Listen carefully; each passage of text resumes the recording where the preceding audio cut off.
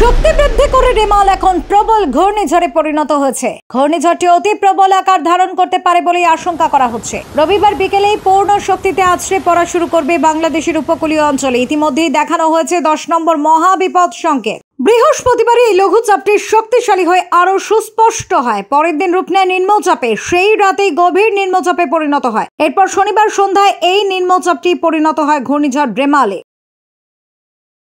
রবিবার সকালে আবহাওয়া অফিস থেকে জানানো হয়, উত্তর পশ্চিম বঙ্গোপসাগর এবং এর কাছাকাছি এলাকায় অবস্থানরত ঘূর্ণিঝড় রেমাল উত্তর দিকে অগ্রসর এবং ঘনীভূত হয়ে একই এলাকায় প্রবল ঘূর্ণিঝড়ে পরিণত হয়েছে। রবিবার বিকেল 3টে থেকেই উপকূলে প্রভাব পড়বে। সন্ধ্যা থেকে মধ্যরাত্রি নাগাদ স্থলভাগ অতিক্রম করবে ঘূর্ণিঝড়টি। এ সময় রেমাল সিভিয়ার সাইক্লোনে পরিণত হতে পারে বলে আশঙ্কা করা হচ্ছে।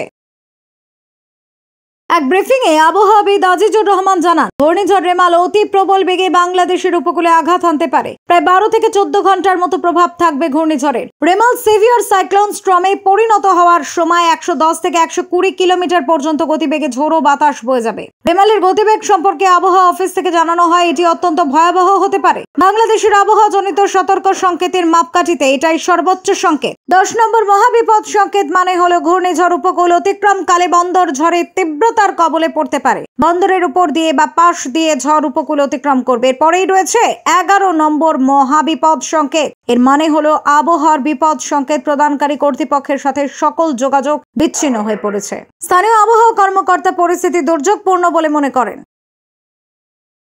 আবহাওয়া অফিস জানাচ্ছে, সামুদ্রিক ঝড়ে সৃষ্ট বাতাসের গতিবেগ যদি ঘন্টায় 62 থেকে 88 কিলোমিটার হয় তখন তাকে ঘূর্ণিঝড় বা ট্রপিক্যাল সাইক্লোন বলা হয়। আর গতিবেগ যদি 89 থেকে 117 কিলোমিটার হয়ে যায় তখন সেটি হয় প্রবল ঘূর্ণিঝড়। বাতাসের গতিবেগ ঘন্টায় 118 থেকে 219 কিলোমিটার হলে তখন সেটিকে বলা হয় অতি প্রবল ঘূর্ণিঝড়। গতিবেগ 220 কিলোমিটার বা এর বেশি হলে তা হয় সুপার সাইক্লোন।